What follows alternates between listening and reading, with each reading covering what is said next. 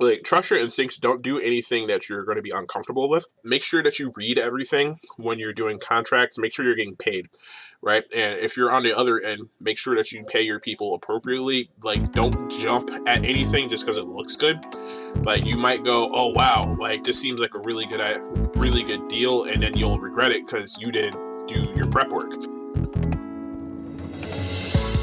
Welcome to the Draw Your Dice podcast, the show that calls on the champions and new contenders of the tabletop RPG arena.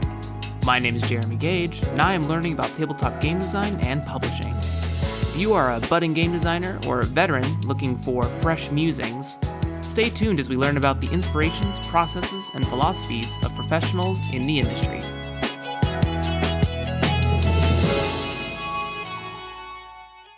All right. Hello, everyone. Good time. Put it on. Hello, everyone. Welcome to today's episode of the Draw Your Dice podcast. As you heard in the intro, my name is Jeremy Gage.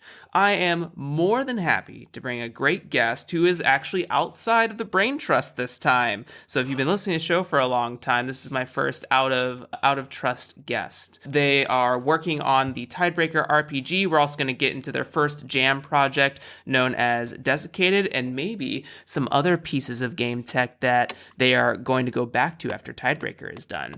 I would like to welcome to the show Nick Butler. Hey, what's up? Thanks for having me. Absolutely. Thanks for being here, Nick. Nick, as always on the show, first of all, thanks for being here. I'm glad that we could get connected. Shout out to Viditya Voletti, whose episode you should have already had last week based on our recording schedule. So thank you, Viditya, for connecting us. But Nick, as always on the show, for those who may not know you or may not be familiar with what you're working on, could you give a brief introduction of how you present yourself to the world? I'm assuming you're talking like what my pronouns are and stuff, right? Yeah, absolutely. Or anything else you want people to know about you. My pronouns are he, him, 36, from Connecticut. Follow my blade on Twitter. Holla at your boy. You know, like, just kind of like an accessible dude. So feel free to holla at me. It's like wherever you can find me, you know what I mean? Like, Awesome. And secondly, I always like to kind of ice break people in the show by having you explain sort of maybe what was your first role-playing game that you got introduced to, and maybe what was the first game that sort of lit the spark for game design for you, sort of your like game design journey, if you will.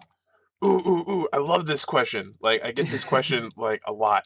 But like, all right, so first role-playing game I played was D&D 2nd edition, right?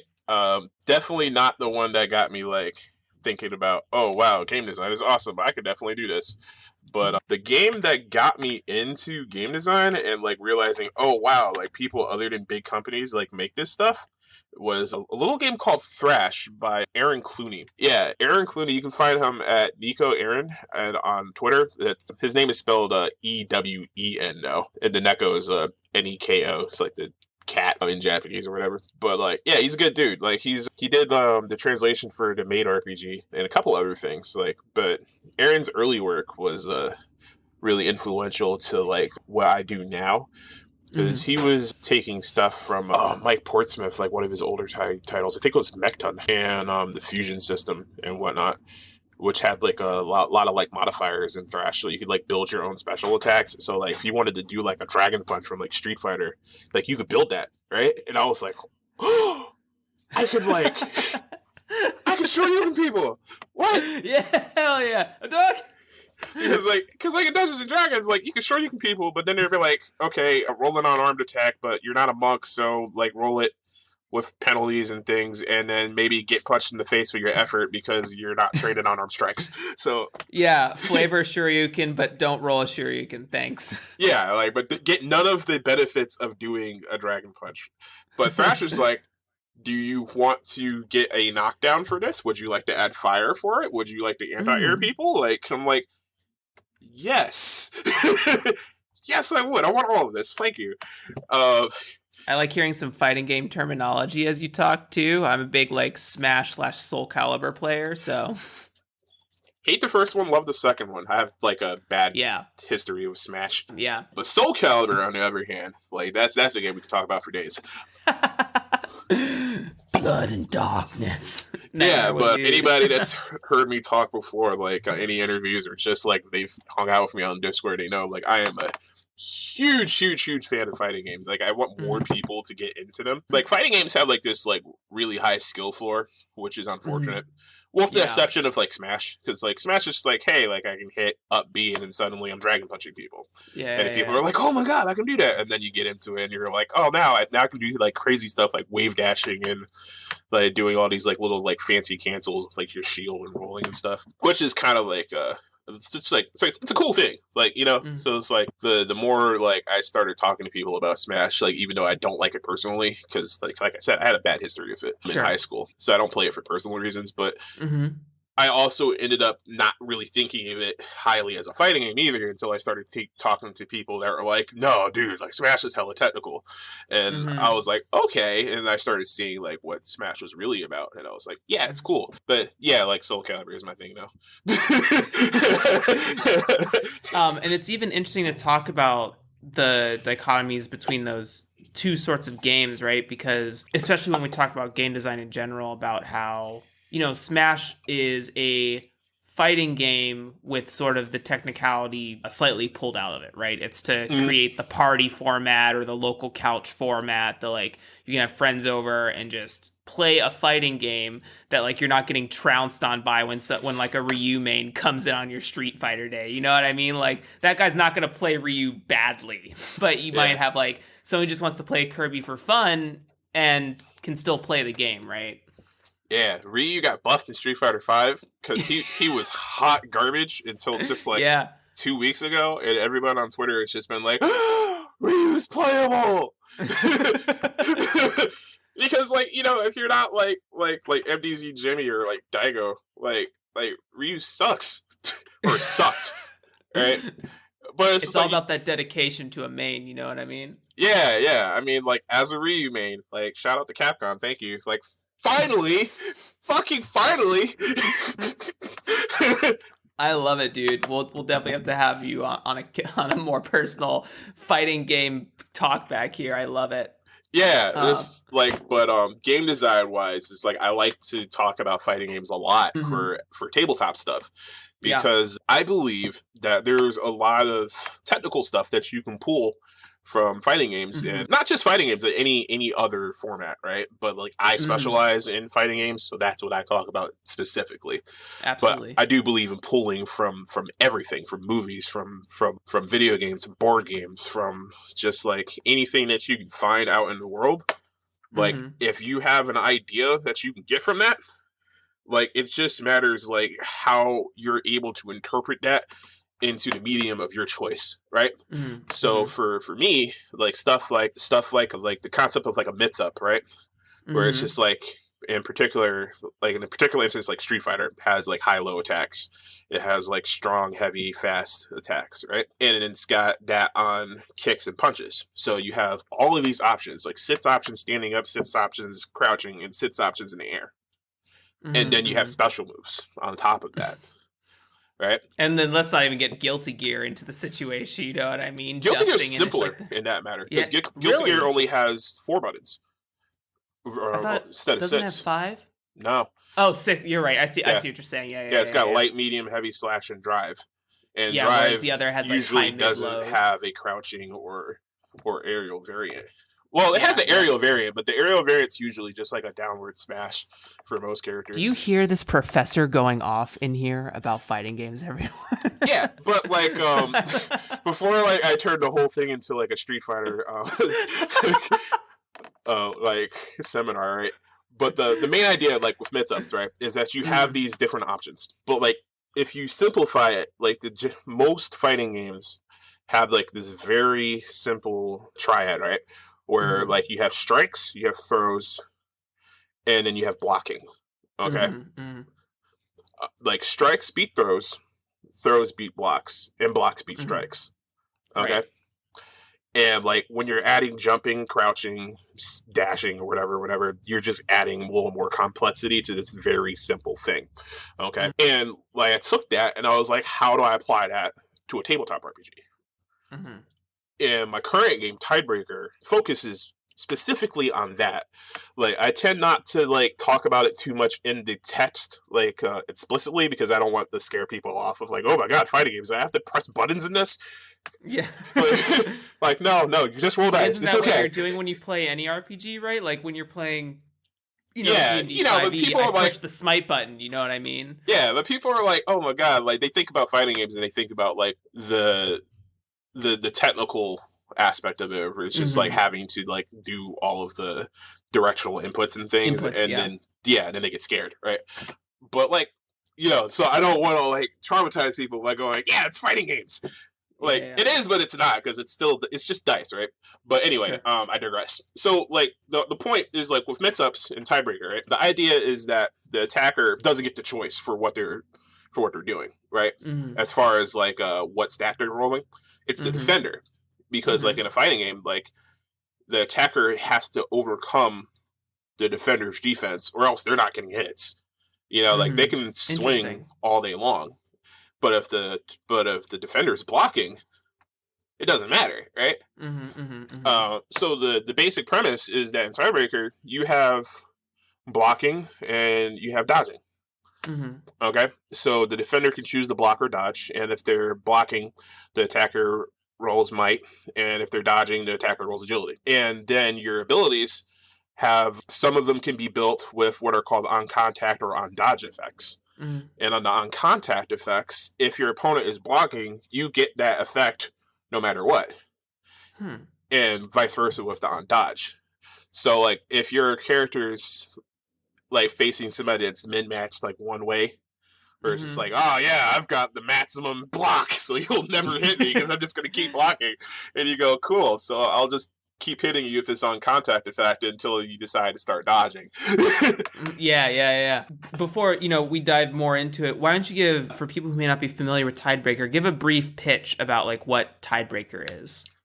Yeah, well, so I just kind of like went into most of the the technical side for Tidebreaker's combat, but like, and that is more going like deeper into the game. Like Tidebreaker is a cinematic tabletop RPG that focuses mostly on collaborative world building, and then we dabble into like the tactical stuff too. Like if you like that kind of thing, we've got tons of it, but to play it on the base level, like really you're just going to go in there, you're going to grab your die pool, you're going to describe what you're doing, and then you're going to get more dice for it, and then things will get melted. Yeah, so like it's a power fantasy. Like if you wanted to play like a really strong anime character, or like a Jason Bourne or something like that, Tidebreaker is what you're going to use to unleash that side of your role playing, okay? Like we're very player focused, okay? And this also means the GMs are players too. Like absolutely. Like I got you, GMs. Like you're not gonna just go, oh my god, my player's gonna stomp over everything that I roll. Yeah, we got I just tools. have to be a fucking punching bag for. Yeah, like you're not the trading dummy. I promise you. Yeah, like, but like, the broad pitch there. It's cinematic role playing, lots of narrative fluff mechanics in there, collaborative world building, mixed with like tactical, very light crunch. Because I can't do math, so I'm not going to design a game with a lot of math. Sure. I'm tracking. One of to circle back to sort of delineating fighting games or taking inspirations from a lot of places into games, one of the things we connected about, or that Viditya connected us through, is you were having a conversation on Twitter about meters and trying to execute those inside of a game. And with that conversation and another conversation I was having in the Brain Trust, I came up with, I'm making this game that's delineating from like Magic the Gathering, but I also have like big anime inspirations for like how I want combat to work, right? So I came up with this thing for disciplines, and each discipline has a 4, 6, 8, and 10 clock on them. Ooh, and sexy. each clock has a different tick trigger. So like one tick trigger might be tick this clock whenever you knock down an opponent, and then when it fills, it activates like this super move. So like gain an extra action this turn, or double the amount of damage you're putting out, or something to that effect. So for a long time I've been trying to figure out, because I play games like Final Fantasy 14 and World of Warcraft and stuff like that, so it's about managing your energy or your rage or your paladin meter or whatever have you, your oath meter, and then spending that additional resource besides like mana and stuff like that to execute on more tailored abilities. So thank you for that is basically what I'm ultimately saying. I like what you're doing with that. It's really cool. It reminds me of this guy on the RPG Reddit Discord I used to be on. His name was Game Disc. He's not on there anymore either, if I recall. But he had a game where it had a similar concept with like having different pools that you added your meters into. But like his was more of like you added dice to each of those things when you hit a certain criteria, and then when the dice were full, you could do like a super move, using that particular meter. Which like kind of opened my eyes to like the whole idea of just like I can add super meters. Yeah, exactly. So My thought exactly. I've been sitting there like, man, like how do I do this without ripping off disc? Hey. But yeah, I love your idea. Like that sounds cool, man. Like what? I'd play the shit out of that. What I was trying to execute was like I didn't want something to be like a superpower by chance. I wanted it to be something where like the player could work towards a goal of an ability. And this was in tandem with, I think it was actually Viditya who brought it up in the Brain Trust, was talking about making just a playbook out of clocks. Like if you play a warrior and you fill up the warrior's 10 clock, you get to do some cool physical feat or something like that, or you get to protect someone or whatever. So taking both of those ideas is kind of what created this clock system. And there's other pieces of the game, like I don't know how familiar you are with like Blades in the Dark and stuff like that, or yeah, like I heard clocks and I was like, yeah, okay, cool. Shout out to John Harper. yeah. But I also came up with this small thing called thresholds. Right. Where inside each of the clock segments, you would write a little like acronym or shorthand. So maybe it's something like, if it was a monster and it has a fire breath ability, so I might write FB in a segment of a clock. And then when that specific segment ticks, it can do a lot of things, but in one iteration, it can weaken a foe and they can't use fire breath anymore. Like you can narratively say like, oh, I sliced the dragon's throat and now it can't fire breath anymore. That's what that tick narratively means. Ooh. Or the opposite is that it unlocks that ability. So like it's an enraged timer thing where like you hit tick 3, it now has fire breath, and this thing is gonna fucking truck you. Yeah, so it's like a mechanized foreshadowing kind of too. Absolutely. You can put like important things for factions in it. Basically my inspiration was raid fights from like World of Warcraft or Final Fantasy 14 because I love them. The whole reason I've even played any of those MMOs is strictly for the raid PvE content, because it's like this intricate dance you have to learn. And so, but I couldn't figure out a way to build like an AI system I was happy with until the threshold clock combination, because that's all raid fights are. The timer starts and this program is now ticking off, and it's like, okay, at 3 minutes I will now switch phases, right? So I wanted to get something that was like, how do you switch phases without putting it in a loose form in someone's hands, right? Because one of the things I don't like about, like when you think about difficulty challenges in D&D 5e, it's a little wonky because it depends on the GM you're playing with. It depends on the players you're playing with. It's like a difficulty check 17 might mean 1,000 different things. Yeah, depending on who's interpreting it. There's a little bit too much fiat behind it. Like having something a little bit more concrete does sound like pretty good. So putting that threshold system in there. That's definitely a very much like a two-taste kind of thing, like seasoning that game a little bit. Like I personally love those kind of things. Like I like structure. Sure. Because for me like structure allows me to improvise around it. Exactly. Because like I'm more of the kind of guy that's just like, if I play in a structured environment, how much can I do to fuck around that structure? Right, exactly. How much can I push on it before it breaks? Yeah, it's just like, let me like do everything that I wasn't supposed to do. Like directly. Like anything they didn't tell me to explicitly do, I want to see if the game lets me do it. Also, I just don't like prep work, so like I figured like if I put as much structure into my game, so the game is doing the prep work for me.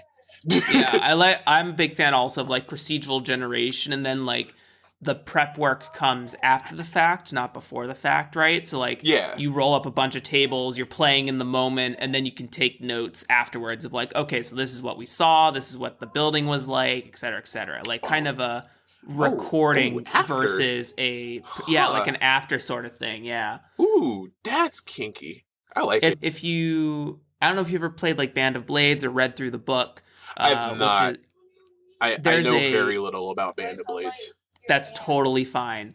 There's mission generation in the book, but it only has you generate missions after you find out what the commander role is interested in as rewards. So like if the commander is like, I would really like to do more missions that give us morale for everyone. Cool. So if I roll randomly that says like there's a commander's focus mission, now I have that mission to prep. It's sort of like an after the fact rather than a before the fact kind of scenario. Yeah, I kind of vaguely remember hearing something around that. But yeah, that definitely fills the gap in that little bit of knowledge I had there.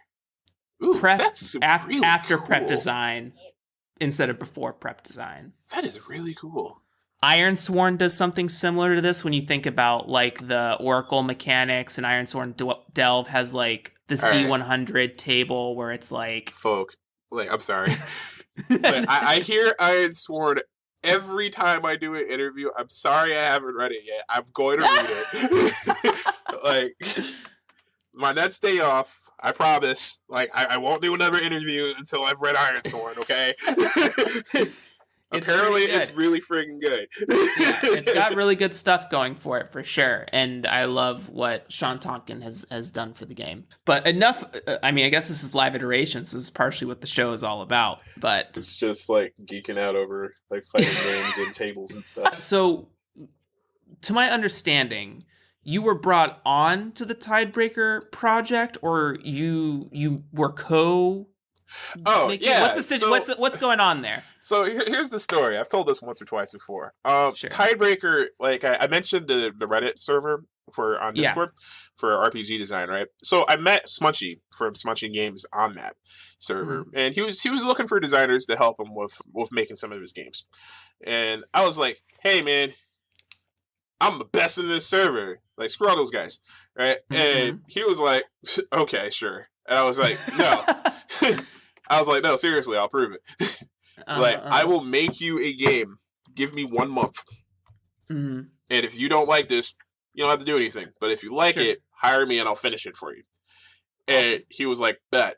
And so, like, I pulled out the prototype for the Tidebreaker, like, out of my ass, like, within, like, a month. It was originally called, like, Octane, but, like, which, like, I really like that name, but somebody else made it, and it was basically, like, some, like, Twisted Metal kind of, like, racing game or whatever. It was a tabletop RPG, but it was more, like, about cars and stuff, which fits a lot better. So, like, you know, like, I have no ill will towards that. Like, shout out to Octane. Yeah. But, yeah, so, like, we ended up having to change the name, and I changed a couple of the things, but, like, I won the bet. Yeah.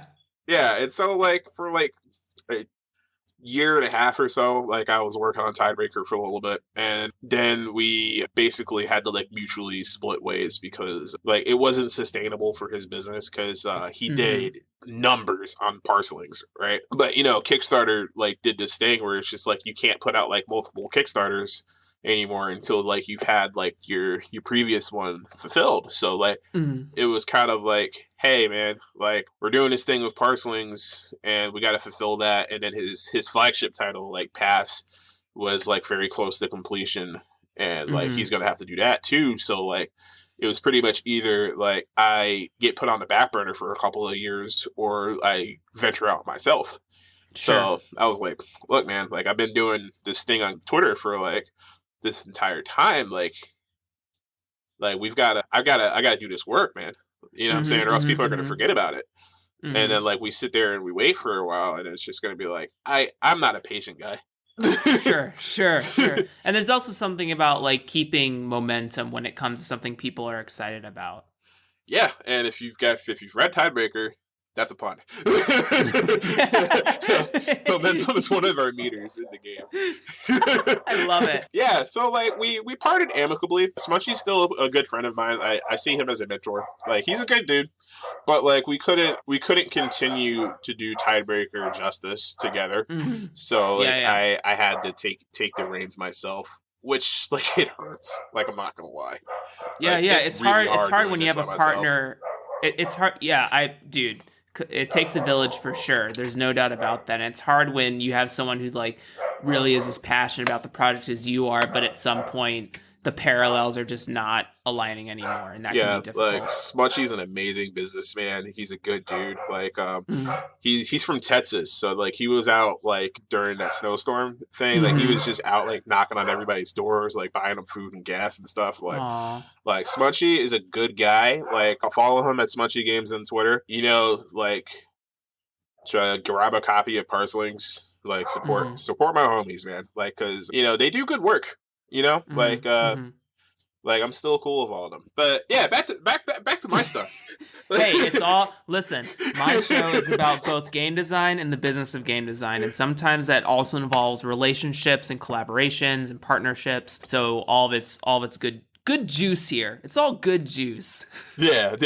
I dig it. On the also to talk about sort of inspirations from games and maybe there's something else to be taken here. What I like about this particular episode that's happening here is that for a couple of my guests, we don't really talk that much about like video game delineation.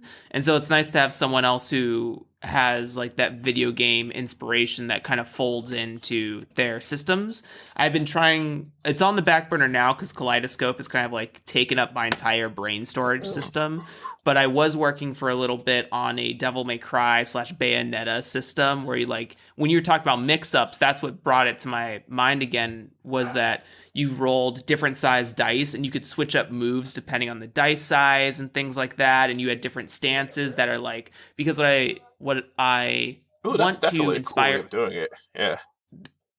I definitely want to inspire like more lateral movement in character options. So what I mean by that is like, I don't necessarily love like just the concept of the playbook or just the concept of the class, because the class is like the tool set, right? It's where these are all the tools available to you and you can't learn any other tools. And I'm like, and then there's the playbook where like this is the character concept, and then these are all the tools that are available to the character concept. Yeah. And it's like both of those are fine, but for me, I like if my character is to evolve, learn, grow, or fail or whatever, there has to be instances where like I have to be able to change up my tactics on how I interact with the world, right? Regardless of what style of game that is, whether it has combat or not. But thinking about like, okay, like for Kaleidoscope, all of the disciplines, so the big delineations for Magic the Gathering, and there's the colors of Aether that are in the world, which are based on like the layers of the stratosphere and stuff like that. And then the disciplines are based off of deck archetypes.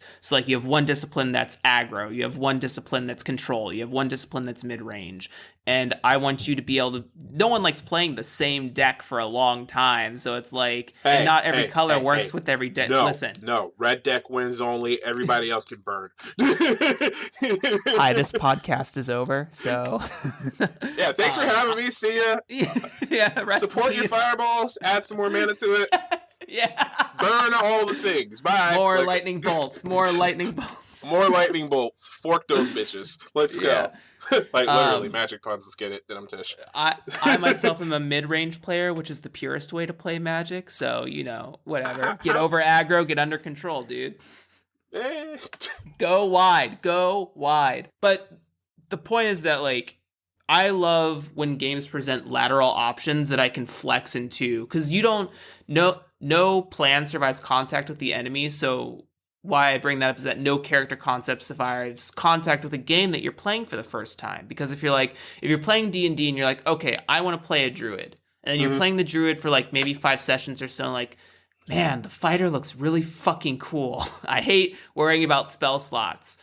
How do you change, right? Other than like total, like multi-classing into fighter, like basically. Yeah, it's like multi-classing. There are some options there, but the big option is like, do you just change character concept wholesale, and then you have to learn a new class, and it doesn't really function the same way with like stats or different skills or proficiencies or whatever. The game kind of fights you when you want to change concept, whole hog, not just like subclass, but like I want to be the fighter now. So I wanted to create games. Just do everything. And I also that can for the turn DMC into a really game, big thingy, and I can just do I hit harder than the fighter. I have as many options as the wizards. I can heal. I can do the Conzilla build, unbalanced. Like, it's just like, oh, it's dumb.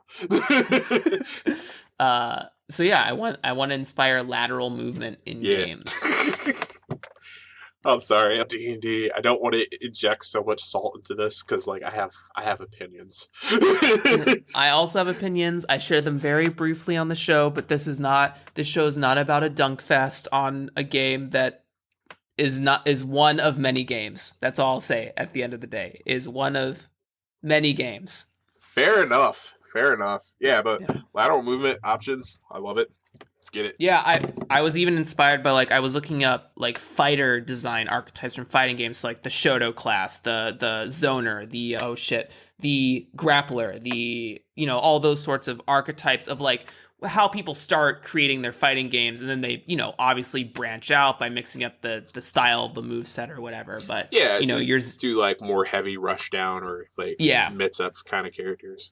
I love rush down characters. That's just me.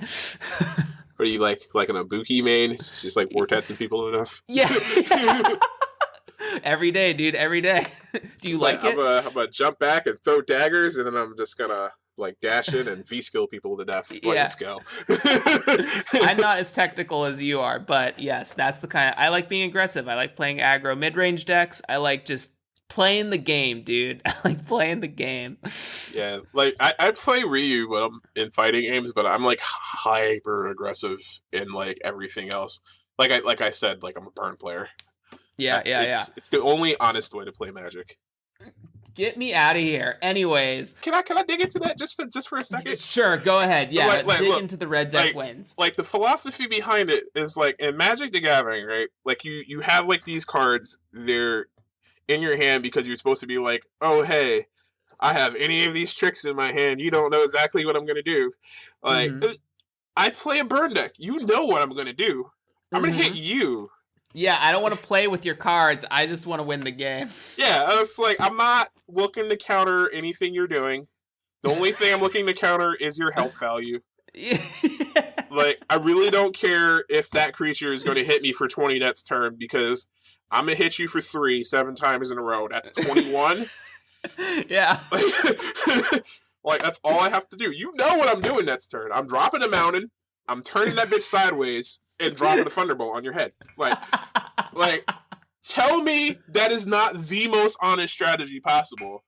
Like, there's no variations to it. It's just am I going to hit you for 3, or am I going to hit you for 5, or am I going to hit you for 7, or am I going to hit you for like X, right?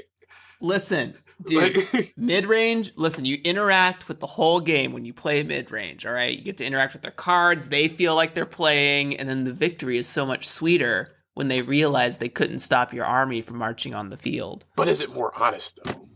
It's so much more honest. What do you mean? It's the big brain. It's the big brain. Yeah, but you're big braining. So I love big braining. I'm not saying games. I'm not saying it's invalid. I'm just saying it's just like, oh, you've got strategies and stuff and tricks and things, right? Like there's a thing that's just like, wow, I wasn't expecting him to do that. Like when you're playing that kind of playstyle, right? Which is cool. It's effective. It will beat me. Like I'm not saying red deck wins is the best strategy. I'm saying it's the most honest strategy, right? Because just like there was only one thing I am doing. I do not change. I hit you directly for 3. Oh my god, I love it. All right, sorry. Well, no, we're good.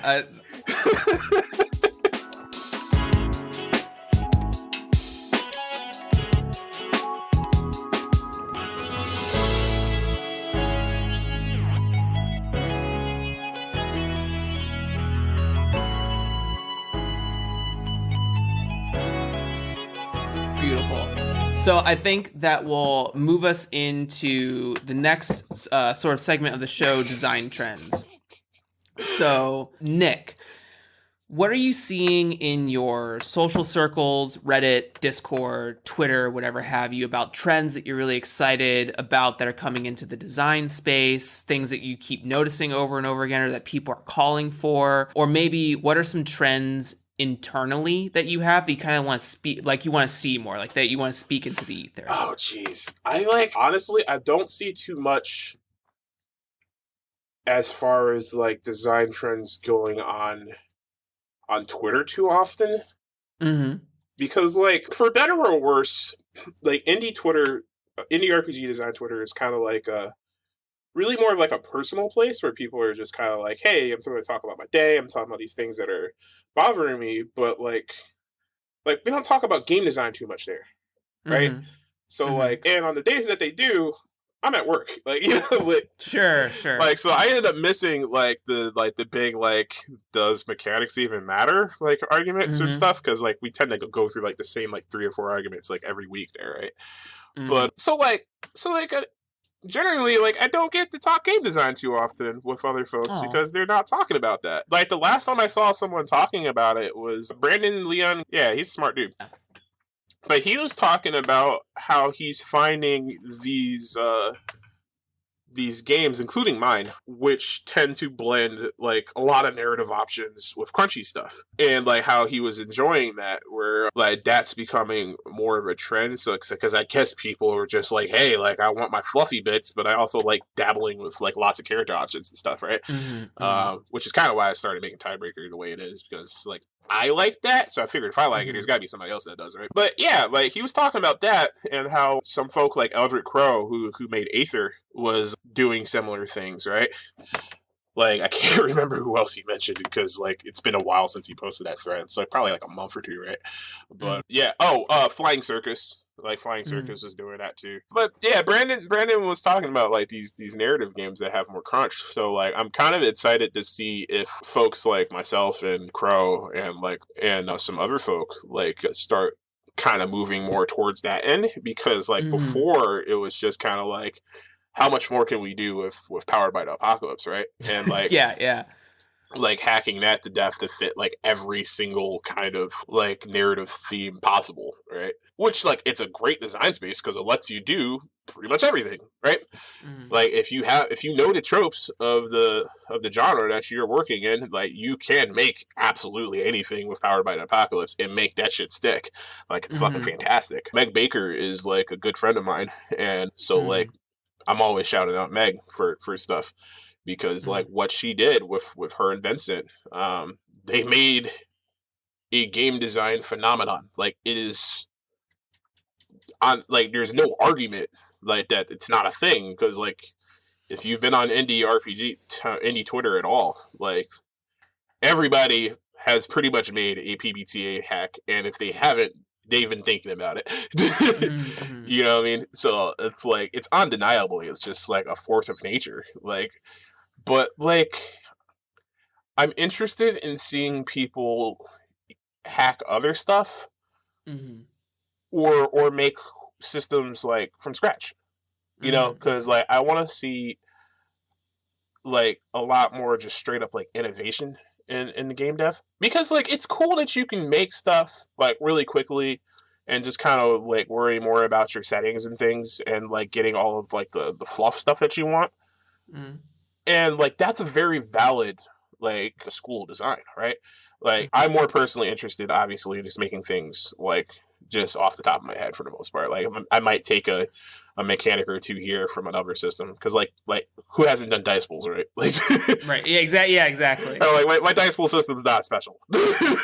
Like not because it has dice pools, right? Like oh no, like wow, like we haven't seen this in the 90s from like everybody since White Wolf, right? Mm-hmm. You know, but like taking other things, just like I really like the hero point pools, you know, Mm-hmm. and I wanted to see more stuff like that because like you had things from like Fate, from I believe Mutants and Masterminds has one, Mm-hmm. Champions, Mm-hmm. like hero point pools are cool because like you have this like little currency to just go, hey, you know what, this thing is true. Or hey, like I can now like instead of dying, I can spend like 3 points and then add like a crap ton of bonuses to my character to do Mm-hmm. that thing that I imagine I'm doing, you know? Mm-hmm. Because like it's just like a limited opportunity to say screw these regular mechanics that are making me not feel awesome, right? Like let me Mm-hmm. do this instead and be as awesome as I'm supposed to be, you know. So it's like stuff like that.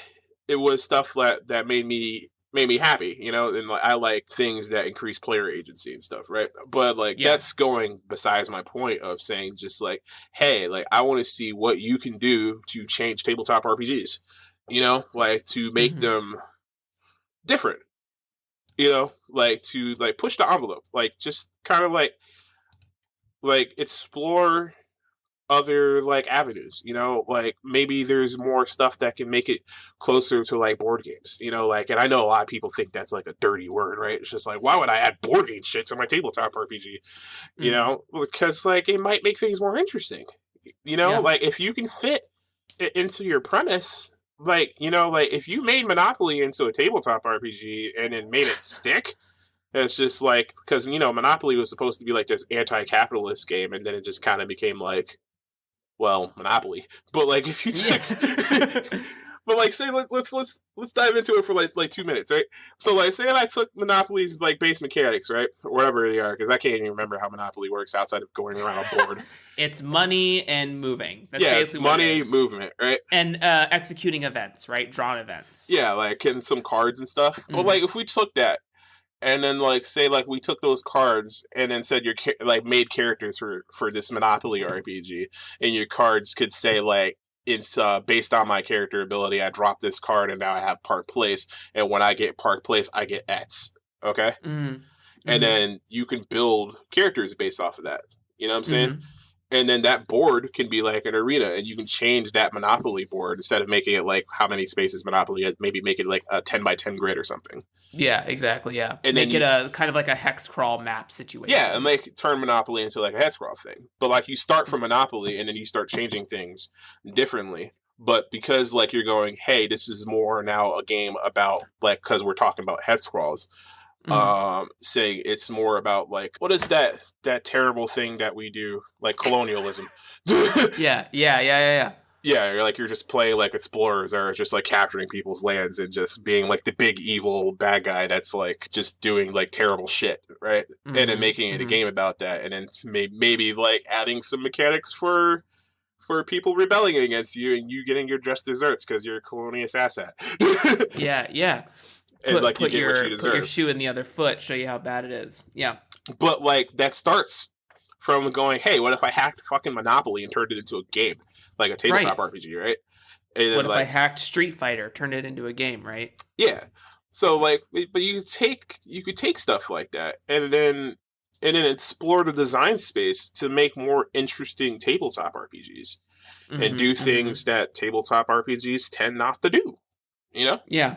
And in tandem, getting it from getting other people who have been kind of shut out of the scene to make different games as well, right? Because I have some conversations with friends every once in a while about how when we talk about film, they're like, there's no more original stories. I'm like, that's not true.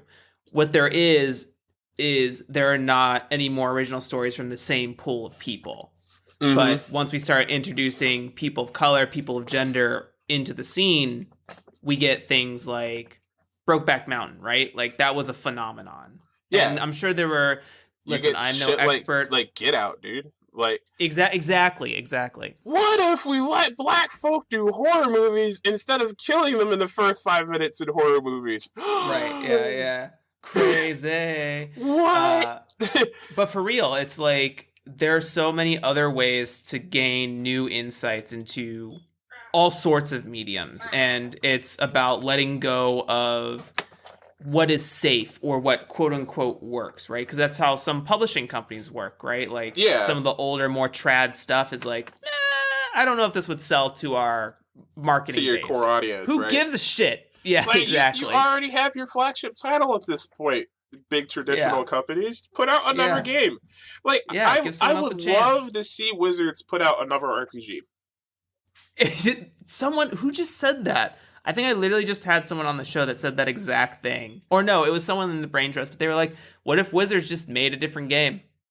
Yeah, like it doesn't take away from D&D. Yeah, exactly. Like, you can still make D&D and drop like 8 books a month. You know what I mean? But like, Hasbro, listen to me. Hasbro, listen to me. He's shaking the camera, everyone. We're bringing the camera to my face. Like, look at me. Look at me, Hasbro. Make another game. You have the money. I am the captain now. Yeah, I am the captain now, right? Nah, like could I be the captain of Hasbro, please? Like, I would like that paycheck. Yeah, let's let it go. Let's let it in, dude. Yeah, it's just like, but like, hey, man, like, if you put out another game, right? Just like, even if it was like a slightly different genre, like, just like, hey, instead of like fantasy European RPG, like we do like, I don't know, like modern European RPG. Oh wait, they did that. It's D&D modern, but but you know, but like just make another RPG, dude. Like, you'll be fine. I promise you. There's a game that's just kickstarted. Yeah. I don't know the exact status of it, but it's called Errant, and the creator Ava wrote an article on Permanent Cranial Damage, which is her blog posting site, and she talked about like, what does hip hop fantasy look like, right? Like, instead of Euro fantasy, what does hip hop fantasy or funk or whatever, like how can we add a new adjective to the fantasy genre that really changes the game or brings a new perspective to, like, going beyond mythology, right? Like, because a lot of fantasy is tied to mythological readings or extrapolations, and even in Kaleidoscope for my game, I want to explore a modern fantasy where, like, it is there is no delineation from what Zeus is. There is no delineation from what a phoenix is. There is no delineation from like a chimera or whatever have you. And making something that just feels a little bit more like within the last 50 years, right? Like something like that. Asterisk raises eyebrow in interest. Asterisk. Yeah. Italicized, right? Yeah. Like, one of my big goals with Kaleidoscope is to bring in a modernization of fantasy tropes. And I guess not to say fantasy tropes, because it's like, how do we update the elf? That's not what I want to do. What I want to do is create a space where, like, this whole conversation stems from another conversation where I was talking with someone about how, like, they play D&D or Euro fantasy centric games, and like, it's hard for me to like name a character, because I'm, for anyone that doesn't know who's listening to the show, I'm mixed, black and white. I think Congo and Swedish to some effect. I don't know. That's what Ancestry.com told me. But I lean more towards like having a black American culture, and I don't feel like I can find any combination of name that's like produced in a book.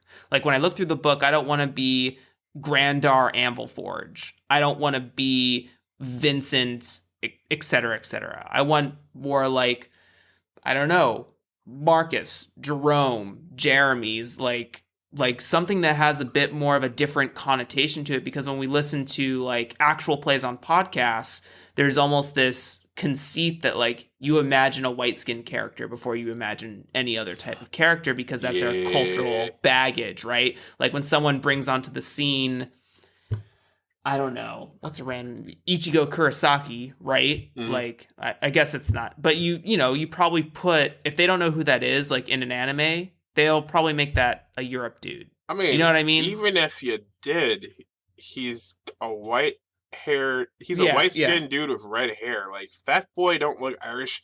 Yeah, exactly. And it's like they're already like, it's trying to shift the cultural baggage around naming conventions and trying to put more POC into my game, essentially. Yeah, like Kurosaki is like about the most Japanese. I know, it was like not a good example, but I couldn't find like a good name example. I'm sorry, everyone. Yeah, like, oh man, but like, oof. But you know what I mean? Like, just trying to figure out like how to modernize what it feels like to play like a quote unquote like fantasy. Thinking about like this hip hop fantasy thing, because the funny thing is, like, heavy metal has fantasy tropes, right?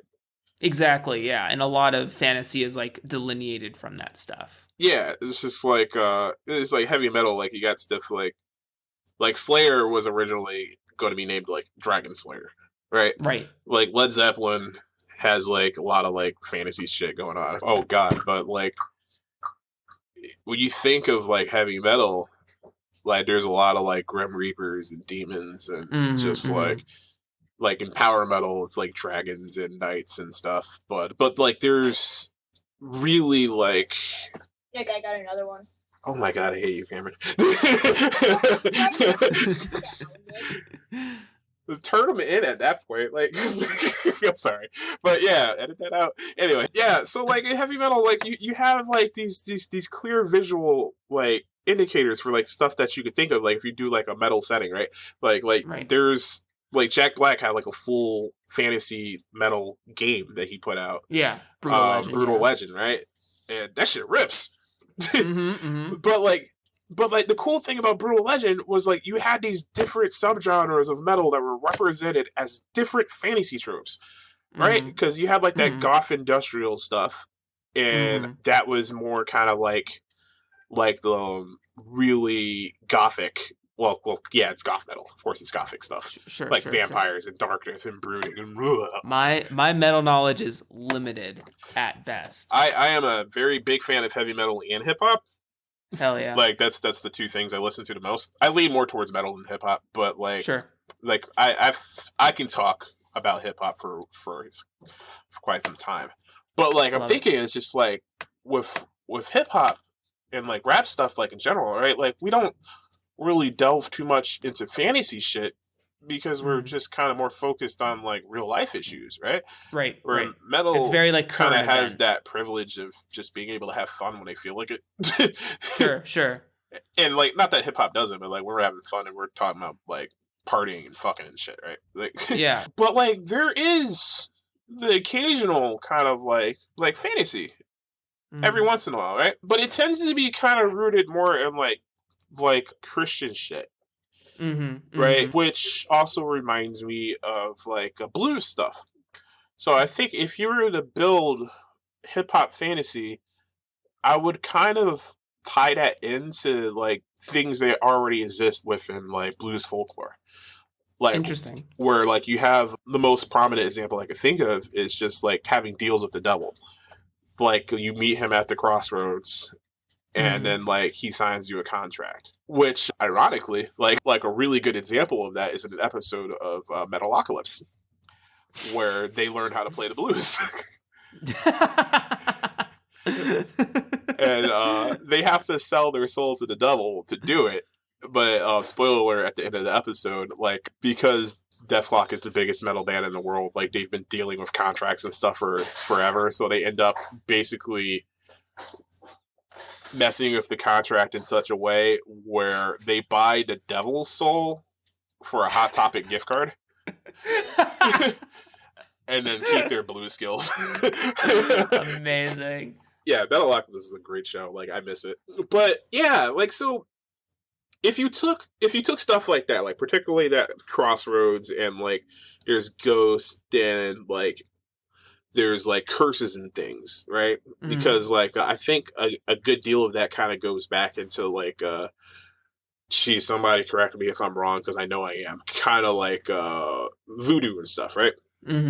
Where it's just kind of like more like island cultures, like island religions and things, where like it's more of like a spiritualism where there's like spirits and things, like bad spirits and good spirits. Sort of an animism sort of thing. Yeah, and you could base things on that. And like I could see like a hip hop fantasy thing being very much about kind of like Black Exorcist. Like kind of like going around the community and just like helping people with their problems and then like giving them like blessings and things, you know, and just like kind of like you could like put ties into like into like reggae and stuff, right? And like the stuff that they do like in Jamaica or whatever. I don't know that stuff by name, like because it's not my thing, right? This is just kind of like cursory knowledge of that sort of stuff. Where, spitting the ball. That's what the show's known for. Yeah, it's just like just do stuff like that, right? But yeah, you could do myths of like those of like Christian theology and like in voodoo stuff and like other things, and then turn that into hip hop stuff because Black culture tends to be very spiritual in that sense. Like we've got like superstitions and stuff, but they don't get talked about too often in like popular media. But like growing up, like all the older Black folk that I met were like hella superstitious. Like there's just stuff that you didn't do, like particularly play tabletop RPGs, ironically, but that's the devil's work. Yeah, but like using that as a foundation, and then maybe like subverting some of those things, like blending in a couple other stuff, because like hip hop itself has grown like outside of the scope of just like African American culture. Like there's a lot of folk doing it, right? So like it's big pretty much everywhere, you know what I mean? But I could see stuff taken from like Spanish things, you know what I'm saying? Like because like particularly like in the earlier days, like we had like a lot of Puerto Rican folk were really big on the evolution of hip hop as it is, you know what I'm saying? So like if you were to make a game about hip hop fantasy, I would say I would blend a lot of those aspects I mentioned earlier, blend them with a bunch of Spanish things, you know what I'm saying? Like, and then maybe add just like let's say like Japan is pretty big in hip hop too. Like not like on our side of the world, but like they have like a lot of Japanese rappers now, and even just like other Asians that I can't remember what parts of Asia they're from, but like folks like Dumbfounded in California, like he's like pretty big into indie hip hop stuff. Like I would like get cultural consultants from all over, you know? Yeah, it sounds like as you talk about it that constructing, at least as a starting point, hip-hop fantasy sounds like a very melting pot experience, right? Yeah. Whereas the traditional like Euro fantasy, there are other countries inside of Europe. So it's not to say that Euro fantasy is also not its mixing pot, but its own style of mixing pot. But I think that as you talk about it, it's like there's been an evolution of things. And I think if you kind of break down the roots of hip hop, you'll find that there are lots of inspirations and sort of a band together feel of people who have influenced the genre to be what it is today, right? And that's probably true of all music, but just it sounds like, because I think hip hop is a rather... I know it has, as you said, has influences from bluegrass, but no, not bluegrass, blues. Oh, I'm sorry, blues. Excuse me. Yes, you're right. I misspoke. But it has its own. It's a fairly infant music genre, right? To some effect, it's only like the last 100 years that we've seen it become its own entity. I don't even say 100. It's just like the 70s. So like 80, 90, 2000, 2010, like 50 years old. Like I was thinking that it like it has progenitors of like hip hop are still alive. Like yeah, like some of the oldest people in hip hop are still living. Like that's how young the genre is. Right. That's awesome. But it's grown so widely, right? Where like you feel like it's been around forever because like 50 years it's still like 2 generations, right? But there's people that didn't grow up before hip hop was around, But like it's just kind of like sunk its teeth into culture at large, where everything is influenced by hip hop now. Which is cool. It's like, hey, it's just like Black people kind of took over the world in one sense. yeah, I love it. It's like that thing that you're doing, all your slang, that's us. Amazing. Well, I think that's going to push us into the last little bit here. So just so that you are able to get on with your day, because I'm sure you're a busy man and you have family over, which is also important. Let's talk a little bit about the Desiccated. I know it's not like a huge game, but sort of, why don't you give a small intro about what the Desiccated is? All right. So the Desiccated was a little project I did in the last last hours of the Hot Horror Jam. Like, oh god, that had to be like a year or two ago now. Yeah, I was up until like right up into the deadline, just like designing it last minute, and it had to be something hot and something horror. So I was like, deserts, and then getting your life force drained away because it's hot or something. Yeah. Then, but like the main idea was like, man, like I want to do something with a water bottle. I loved it. Yeah, so I was like, let me do a water bottle as the health system. Yes. Oh, it's so good. Yeah, and then I added some card mechanics for like random tables and things, and like how many sips that you have to take from your water bottle when you fail stuff, and eventually like when the water bottle dries out, so do you. And that's pretty much what it was. Yeah, it's a game about sort of learning about the past of the character you're playing and finding the truth, right? Finding the truths of your past. Yeah, your character did something particularly messed up, right? And then like you pretty much are just dealing with the guilt one way or the other. Like, do you get out alive, like, and survive your guilt, or does it consume you? And the desiccated itself is you, but the spirit could be anything.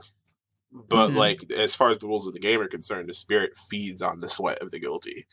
Right. So like the more your character is getting scared and going, oh crap, like I kind of like really did beat that guy in the alley and take his money, right, and left his child there like orphaned, or did I leave the child alive? That's the next card draw, right? Sort of that emergent narrative that happens as you play the game. Yeah, and then the story kind of develops like as you're playing it. I mean, like, that's kind of like every RPG, but you don't know what's going to happen. You might have like an idea, but the game is going to tell you what happens instead of like the GM telling you or something. Like, because it's a solo game for the most part. Like, you can play it with a GM, but it's kind of more designed for like you to just kind of like draw the cards and start interpreting things, right? Yeah, and then you drink water. So like, stay hydrated. Yeah, play the desiccated. Stay hydrated.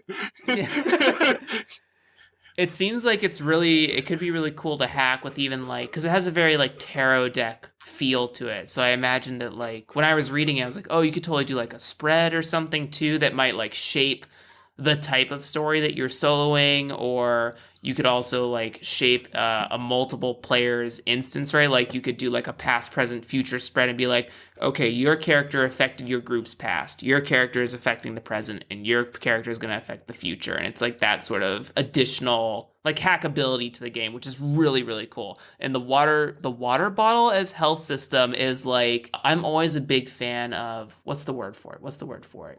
Sort of this, like the bleed of the game, right? There's this experience where like, okay, I'm having a good time, my water bottle's filled, maybe even brought like a gallon jug or some, you wanted to cheese the game and you're like, wait a minute, I'm actually running out of water and we're still not done. You know what I mean? Like, I don't know what's going on. So it acts as both like timer and immersive tool, which is really awesome. I think it's a really smart application. Thanks. Appreciate that. Of course. Oh my god! Listen, I'm still new to this whole desiccated thing. Like, what? That would be wild. I already hacked it, dude. It's tarot spread. Let's go. Oh, put it out. Let it go. I want to play it. Oh, is it something that you said that this was for a jam about 2 years ago? Is this something you still play, or it's just kind of like floating out in space? Do you like? It's kind of just sitting there now. Like, we play tested it after we put it out, and I played it like twice. And it was fun. Like, it definitely did have that effect that you were saying. Where it's just like, oh crap, the water bottle's getting empty. Yeah. Yeah, and it's just like, normally I don't get scared of things like that, right? Like when I'm playing anything, to be honest. But like, I was like, oh wow, like that. Yeah, like I felt feelings. Like it controls how much you're sipping or gulping, right? Like at first you're like probably taking big swigs of water, but like when it gets to that last core, you're like you're like like I'm just gonna take a very polite like sip of tea and pull my pinky out a little bit, just like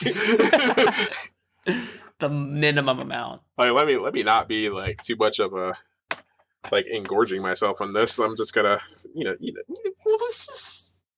frugal. Just I think what it nails is that it has really resonant themes that kind of come out through the different ways you've introduced mechanics for the game. And I think it's a really good case study in doing something simple, immersive. It almost has this LARP bleed to it because of the water bottle situation. So, and when you play it with players, you can even push the bound, depending on how comfortable you are at home and germs and things like that. But like you could share water bottles to keep someone in the game, right? Like, oh, my water bottle is empty. Here, take some of mine. And you could even like really expand on that process. So I think that's really, really cool. It's hackable. It's definitely hackable, my dude. Yeah, we played it with 2 players one time. And to be honest, I don't remember if I wrote it for multiple players or not. I feel like I wrote it for 1. But like I said, I wrote that a while ago, and it was like over the course of a night. So like don't quote me on that. Heard. Well, amazing.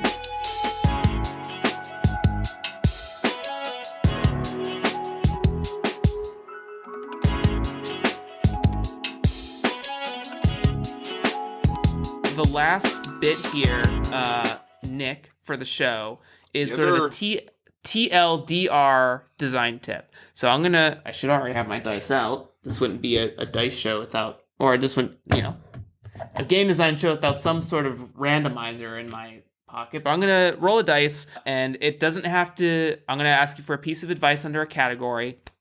It does not have to relate to anything we talked about today, and feel free to give as much as your experience warrants. So if you're like, oh, I don't have a lot of experience in that, just talk about whatever, maybe you're looking to do, or maybe, whatever you've been doing and how you have felt successful with that. So, all right, that is 5. In whatever experience you have, the category is publishing. So this could be anything from layout to working with publishers or working with bookbinders or press release or anything like that. What sort of tip do you have for the listeners out there? Well, geez.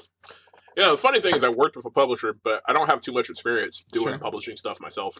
But what I'd like to say is that just whatever you do, like trust your instincts. Don't do anything that you're going to be uncomfortable with. Mhm. Like make sure that you read everything when you're doing contracts. Make sure you're getting paid, right? And if you're on the other end, make sure that you pay your people appropriately. Like don't jump at anything just because it looks good. Like you Mhm. might go, oh wow, like this seems like a really good deal, and then you'll regret it because you didn't do your prep work. Like I like to tell people do their homework when they're doing game design stuff in general, but I think it's even more important when you're dealing with people's time and money. Like I've made this mistake in the past, like even recently, right, with like art and stuff, right? Like I pay my artists, but I realized that like art's expensive, Yeah. and like I jump at stuff because like wow, this is pretty, and I happen to have a couple of dollars to pay for more than one piece. But like you're like budgeting things for Kickstarter and going, oh wow, I just wrote a 200-page book. I need like 30 plus pieces, right? Like I can't afford 30 plus pieces at this rate. I can't even ask for that much, like for Kickstarter purposes, because you put like a huge ass goal and you're like a first time Kickstarter, people are gonna look at it like, why am I gonna give you that much money? Sure. But you gotta like do your research, man. Like don't jump into things just because it looks good. Like make sure it is good before you make decisions, because you might hurt yourself, you might hurt other people, you might hurt your reputation. You know what I'm saying? So being proactive with learning things and expanding your knowledge on how different things works will make you safer, and it helps you respect yourself and other people's time and their efforts. You know what I mean? Yeah, it takes experience for everybody, but I think really to sort of sum up that whole thing is really look at the scope of a project, right? Or of an offer, because you may not be able to execute on that scope.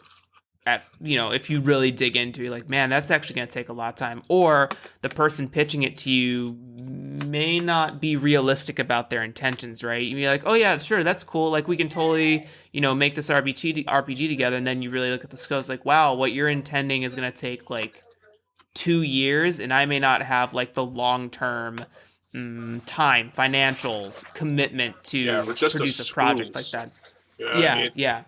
Because like doing RPGs, it's a lot of work, even if you're just doing one pages. Yeah. You know, it's like because that's a lot of like conceptual like work that you're doing. Where like I feel like digging into just like having to come up with a cool idea and then being able to put it on paper and then being able to get it so other people understand what the hell you're talking about without having to explain other concepts tied to it, right? Which is like why like we were talking about mix-ups earlier in fighting games and stuff. And then like having to express that in a way where players can go, oh, cool, that makes sense. You know what I mean? Without me having to do like a half an interview explaining what a mix-up is. Yeah. Yeah, but like that's a lot of the work in doing tabletop stuff. So like you gotta like be able to like look at it and go, hey, do I have the time and the capacity to do this at the moment? You know what I'm saying? Which I feel like we should be paying game designers way more, dude. Oh, absolutely. Like they're the first touch base for the idea, right? Like after, I just read, who is it? James Introcaso. Thank you. Yeah, James Introcaso is a good dude. He literally just put out a thread maybe like a week and a half ago about how like we have to start thinking about, we think about artists, layout designers, publishers, printing companies, and how they're all getting paid. But how is the game designer getting paid for their project, right? Like, especially when they're reaching out to a publishing company, they already wrote the words. And then you're thinking about like paying the editor for per word edited. Why not pay the designer for like per word created? You know what I mean? Like that's still a product they're handing to you to polish. On that end, I wouldn't even pay game devs per word. Yeah. Like it should be a per product, per mechanic. Oh yeah, absolutely. I'm totally like a project I feel like, size game variable. Devs should have to be like they should be like tiers to that. You know what I'm saying? Like if I want to make a simple mechanic where it's just like I'm making just like a class ability or something, which is already tied to a core mechanic. You know what I mean? Like I could do that for cheaper than I could do like the core mechanic itself, or building a full class, or building like a spell or something, right? Like where I'd have to do more like front loaded work. You know what I mean? Because if I'm just iterating off of something that's already been done, then yeah, I'm not going to charge you for as much. But I feel like there should be tiers to the complexity of mechanics that are built, right? Like, where if I build even just like 5 pages of content, but all that content has to be like front loaded shit, where like I don't have anything else to reference to just be like, okay, I can subvert this, and that subversion itself is just a mechanic. It's done, right? So it's like if your combat system is just like roll to attack, and I make something that's just like add +2 to attack when I do this, then yeah, that's a light job, right? But if I have to build the fucking attack mechanic, like that's a heavy job. Like pay me more for that. Right. I mean, if you think about the comparison to like artists, right? They have pencil sketch, $25, full color bust, $65, at which these prices should be much higher for any artist that's listening for sure. I'm just spitballing numbers. Yeah. And then they're like, full character concept, $300, right? Like there's definitely tiers to how much work and labor go behind certain production of content depending on your industry in question. Yeah. So I'm totally vibe with like, yeah, I'll make a supplemental class for your game and that'll be, I don't know, whatever, $40. I'll make a city in your setting or whatever based on your parameters or something. But if you're like, hey, would you design a setting for my game? It's like, well, that's kind of whole cloth. And now we're talking about like the amount of time investment, right? It's about looking at the scalability of what your time is worth for the project that you're working on. Yeah, man, because like you can't really put like game design into like word counts, because like right I could do the sleekest, most in-depth system that you've seen in 4 pages. Right, exactly. Like if cough, play the desiccated. Get that game. There's this, who do I watch? His name is Chris Doe, and he runs a YouTube channel called The Future. He runs a company called The Future, in addition to some other things. And he always talks about how you have to break down what is, the project worth. And he doesn't really do like word count stuff. He does like, what does he call it? Value pricing. So like an example might be, he says he does logo design. So he's like, the amount of money that I would charge a mom and pop brick and mortar for their logo is different than if Apple were to approach me to redesign their logo. I'm still a great logo designer, but I'd charge that mom and pop shop for a sandwich because that's what it's worth to them. Whereas Apple is putting it on all of their products, all of their boxing, all of their purchasing, like all of their marketing. So like that's a $10 million job. Are you willing to shell out the $10 million for me to handle the weight of that project, right? So you're paying for my expertise, you're paying for my knowledge, you're paying for my portfolio, you're paying for all these things that are attached to me, and that's why you're coming to me. You're coming to me for my expertise in this field, right? If we talk about game design, people come to me because I am the platinum games of tabletop design. I make really great action-oriented cinematic combat. Yep. So if you're coming to me for bro, that, same. yeah, you know what I mean? Yeah. You know what I mean? Like if that's my specialty and you're like, man, this guy always comes with really innovative combat mechanics for cinematic style games, I would love to work with you. Cool. What's the scope of the project? Because you're asking for my expertise in this field. Now that value proposition might be different if you were like, hey, I know you do really great at combat mechanics because you do something tangential to like weapon systems design, right? Little less my field. Maybe that project is a little bit smaller that I take on, and it's like, okay, that might cost a little less, right? But this is just like a tangential conversation of like you talking about there should be tiers of dollar amount for what you're working on, right? And how to delineate how that makes sense to charge someone and how to pay game designers what they're worth, right? If you're coming to,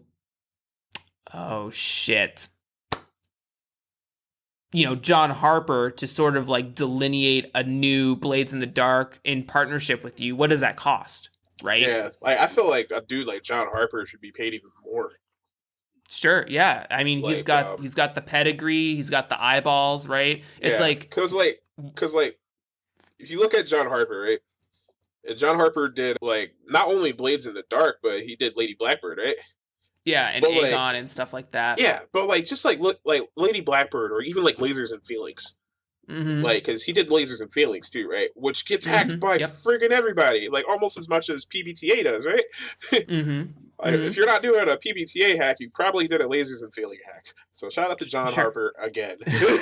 Third time we mentioned this dude, right? But like with Harper, like he does his graphic design and his layout and all that stuff, and it's gorgeous. Like if you pull up that Lasers and Feelings document, that shit is sleek. If you look at Lady Blackbird, that shit is sleek, right? It's beautiful, and that's on top of his abilities as a game designer. John you're paying should for a be lot commanding of hats. Like a lot of money, like for the stuff that he does, right? Right. Like he's a big name with a lot of hats, and they're big hats. They're big fancy hats with feathers and ribbons, dude. Like that guy should be like, look, man, I won't even do this one pager unless you pay me like $2,000 or something like that, right? Like fuck a word count, man. It's like I'm John fucking Harper, bro. I think what's important to say here about this specific part of the conversation is that what it really boils down to, because a lot of people are willing to do stuff for free because they like the game design indie community and they want to boost and support and raise ships and things like that. So it's not always about the money game, but I think it's important to think about like when you are approaching someone to collaborate with you, to help you with your own product, or when someone approaches you, just think about the touch points at which they're asking you, right? Like you also have the ability to say no to things. You also have the ability to command what you're worth, right? You should never be at the beck and call of any job. I know that a lot of people out there think about like, man, how am I going to make my next $50? And then like a $50 offer or a job comes to you that has like a much grander scope. You don't have to take that because you know what? Realistically, you were already thinking about how you were going to make it this month without that $50. So like when someone approaches you and says like, hey, will you do a full character concept for $50 for me? You don't have to like scratch at that. And Yeah, that's what that has a lot of like anxiety, nervousness, your own capacity to take on that stuff. But you should always feel empowered that you are a smarter person than any dollar sign, and you are worth far more than I'm sure you're putting out there. yeah. I mean, I feel like game devs should be like charging, like just like Yeah. artists should be charging. You know what I'm saying? Yeah, Like, absolutely. I want everyone to make money. I want everyone to have game design as a job. And it takes changing I our feel perception of the industry. I feel like the problem though is that game design doesn't get valued like at all, really. You know, like Sure. we have mechanics don't matter arguments. Yeah. You know what I mean? But it's just like all of the work I've done is just a vehicle for everybody else to like charge me for stuff so I can put out my mechanics. You know what I mean? I'm a little bit salty about that because like I'm not getting paid for this. Like I have a early for Tidebreaker just to pay for everybody else for the most part. Right. You know what I mean? But like no, I super get that. Yeah, I was like, I would like to get paid. Yes, but I mean, you know, that's what the absolutely. Kickstarter's for, right? Like, yeah, stretch to goals. some effect. Yeah, one of the stretch goals is just going to be pay Nick. Like, get him his money. Like, make sure I get paid, and then the rest of the money is just kind of for like getting the game made. yeah. You know, but like, I wish that like we were valued enough where people could just be like, hey man, like I saw what you did on The Desiccated. I saw what you did on Apocalypse World. I saw what you did on a Lady Blackbird. You know what I'm saying? Like these are great mechanics that we could build like our platforms on. We could make flagship titles based on these mechanics. We see the value in that. Here's like X amount of dollars, you know, but I feel like that doesn't happen enough. You know, because like if your game's not fun, it doesn't matter if the art's good or if your setting that's attached to it's good. You know, because people can just buy an art book. Because like art absolutely have value. Art's probably the most valuable thing in gaming. You know, like if it doesn't look good, people don't care. But it's like, one of the first touch points for someone to like even want to craft the book. Like they're gonna see that and they're gonna go, oh wow, like this knight in shining armor, like is going to draw me into the game. Like my homie Tabletop Crow, like he put out a game called Perilous, and I was like, I want to buy that because the cover had a black dude in plate armor, and I was like, wow, that's so cool. And then I wanted to look at it. Yeah. You know what I mean? But like, if I were to play that, and I found out it was whack, it's probably not because Jordan makes great games. But and like he funded like way over his goal, so I'm pretty sure it's good. You know, but like, if that game was whack, I would just tell everybody it was whack, and then I wouldn't buy anything Jordan made anymore.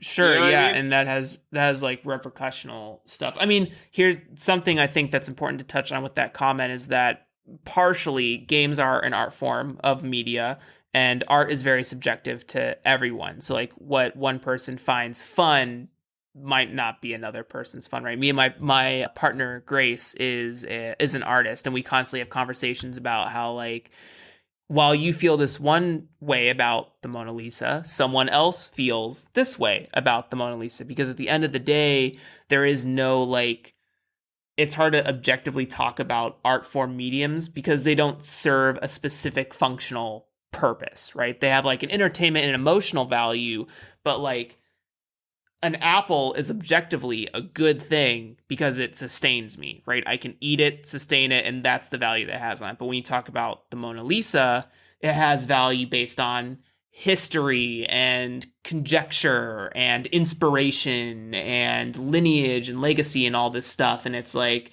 but what function does it serve, right? So that's why art and even games have such a fluctuating price base that like what you may pay $500 for, right? Someone else isn't going to pay a cent for. Yeah, exactly. But I mean, I feel like there's levels to it too, though. Yeah. You know, like I can't like put my thumb on there's a ton of nuance like, and complexity that goes beyond what we're saying. Anything is like a bad mechanic, you know what I mean? But there's definitely mechanics like, wow, that's really good. You know, like even if it's not for me, like this mechanic is amazing. You know what I'm saying? I mean, yeah, we talk about, you know, Forge in the Dark hacks. We talk about PBTA hacks, right? So like, those things obviously resonate on a wide scale, or they hit some pain point that people are like, man, this solves my problem. Yeah, it solves or lots I just of love problems. this so much Just that like I just need to tweak it a little bit. A friggin' 2d6 table that solves like everything. Like Power Yeah. Ride Apocalypse. That's amazing. Like I'd pay like $10,000 for that or something. Like for making everything like that for me. You know what I'm saying? Like if I had it. But like Yeah. that's a big mechanic. Like it That's a does a big lot system of that went things. wide. Like And it does help to some effect bring back in dollars, right? Because yeah. some people get curious about, oh, this is oh shit. What do I have back here? I don't even have like a 2d6 game on my shelf that I can call to right now. Forge in the Dark, right? Yeah. I got Band of Blades first. I didn't get Blades in the Dark first. But Band of Blades made me buy Blades in the Dark because I wanted to see what the original had to say, right? So it's about when that research brain kicks on, you're like, oh, I want to dig a little deeper. Yeah, it's Show just me the like source material. having mechanics that can be portable and expandable easily is just like there's a lot of value in that, right? So it's just like Scalable, right? yeah, scalable stuff, right? Like because like if you play RPGs, you know, motherfuckers like scaling. Get that extra damage just to put in some more stats in. But it's the same thing for just being able to like easily put out supplemental material based on the stuff that you've already did, and like other like designers and writers and things can be able to take your stuff and go, okay, cool, I can build off this. And if you're a designer that can make things like that, where people can go, okay, this is mad easy to hack, right? That should be something that cues in people to be like, I'm gonna pay him for that. Nick? You know what I mean? It's all about that back and forth too. It's like your system helped me build my game, so I credit your system to feed back that loop, right? Like we create this loop of like, if you like Blades in the Dark, try these other Forged in the Dark materials, right? Or if you like Band of Blades, here's the source book that it's credited to. So it's sort of like feeding back into each other, which is really interesting. And then, again, we get back into the art conversation of like, well, what kind of setting do you like? And how does it change the mechanics? And bleed do blah blah, right? And all the discourse things and the vocab that we've built over the last couple of years and blah, blah, blah. Yeah. But, like, like, mechanics have way more value than the average person, like, gives credit to. But I think that publishers and other, like, writers and stuff, just, like, if you are, like, a setting writer, but you want a game attached to your thing, it's just, like, pay somebody like me to make that for you. Like, write your setting and just, like, hey, I want to run that on Tidebreaker. But like we should start having more conversations about what mechanics are worth, and licensing and stuff like that. And like I promise you, it ain't no damn per word count. Like you gotta put like actual dollar values. Like I fully admit that the word count situation is archaic and needs to be kicked the can. It was just the first traditional thing that came to mind. Yeah.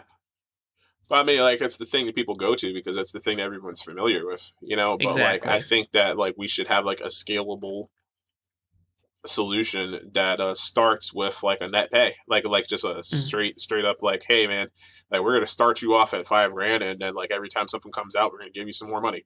Like, some shit like that, you know what I'm saying? But anyway, that's all I got on that. Perfect. Great tip. Well, with that, Nick, it's been an absolute pleasure having you on the show. It's been a great time. I've had a blast hanging out with you. Once again, would you plug yourself, tell people where they can find you, where they can find your games? All these little tidbits Nick is about to throw out will be in the show notes for your access. Word up. All right, man, I'm Nick Butler. Thanks for listening to me babble about like Street Fighter and stuff. You can find me at Fall on My Blade on Twitter, tidebreakerrpg.com. That's where you can get Tidebreaker early access, help me pay for my art and stuff. I'd appreciate it. Thanks for the love. If you want to get to Desiccated, that is fallonmyblade.itch.com. Yeah. But however Itch does their stuff. I don't use my Itch very often, but you can get the Desiccated there. That is actually pay what you want, so you can cop that for free, or you can give me $3 because that's the suggested price. If you want to give me more, I'd appreciate it. I'm going to put that towards future projects. If you want to hire me for anything, it's Nick Butler at tidebreakerrpg.com. You can find me there too. I mean, I'm on Twitter, I'm on Discord. Just holler at your boy. Be nice to yourselves. Keep it heroic. Hashtag keep it heroic. Yeah. Hell yeah.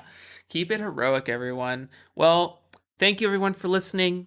I had a great time listening to Nick and learning a lot, and I hope you did too. And we will see you on the next episode. Say bye to the people, Nick.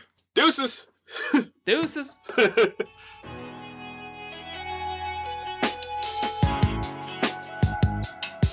All right, that's a wrap. Nick, thank you for nerding out with me on the show about all the things we can do with modern game design and caring about creators out there. All the games we talked about today, along with all the links to get in touch with Nick, will be down below in the show notes for your access. If you liked the show and found it helpful, send a tip my way by following the link tree in the show notes to my Ko-fi or Venmo profiles. Or, if you are unable to provide monetary support, you can provide support at no cost by sharing this with someone you thought of while listening to this episode and leaving a review. Both of these methods greatly impact the success of this show and lets me know that what I'm doing is beneficial to designers out there. If you want to be a part of the conversation or hang out with alumni from the show like Nick, you can join the DYD House Discord server. Thanks for listening, and I will catch you next time.